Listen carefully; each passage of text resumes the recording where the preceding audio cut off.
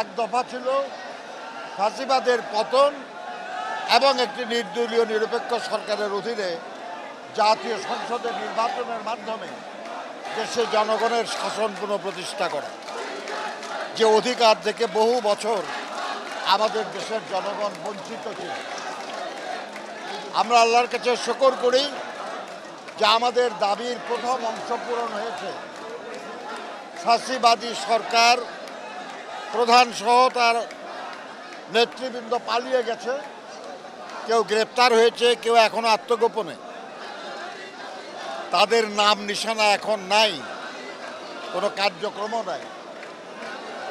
কিন্তু যে লক্ষ্যে আমরা ফ্যাসিবাদের পতন ঘটালাম সেই লক্ষ্য এখনো অর্জিত হয় নাই।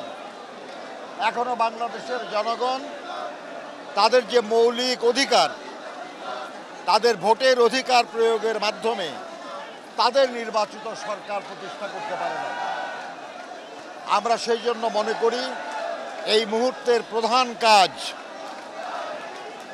শহীদদের আকাঙ্ক্ষা পূরণের লক্ষ্যে একটা মানবিক, একটা গণতান্ত্রিক, একটা প্রগতিশীল আধুনিক বাংলাদেশ গড়ার লক্ষ্যে জনগণের শাসন কায়েম।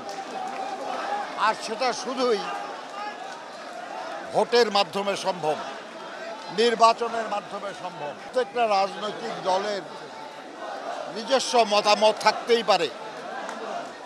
বাংলাদেশের সব রাজনৈতিক দল আমাদের সমর্থন করবে বা আমরা তাদের সবাইকে আপন ভাববো এমন কোনো মনে করার কারণ নাই।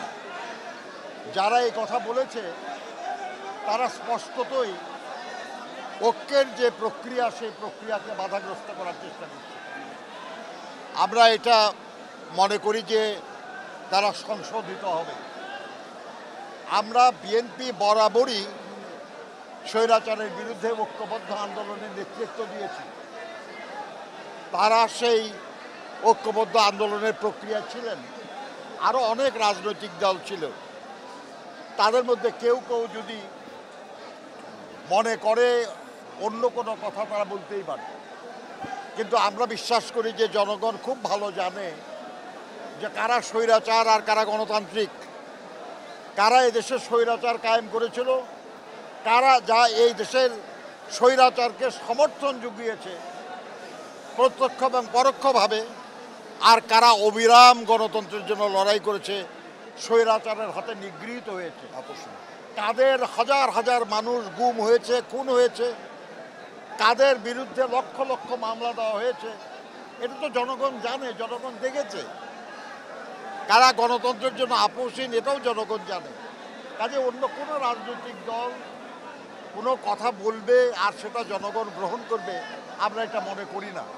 বরঞ্চ এইসব কথা বলে তারা তাদের নিজেদের গ্রহণযোগ্যতাকে প্রশ্নের সম্মুখীন করছে।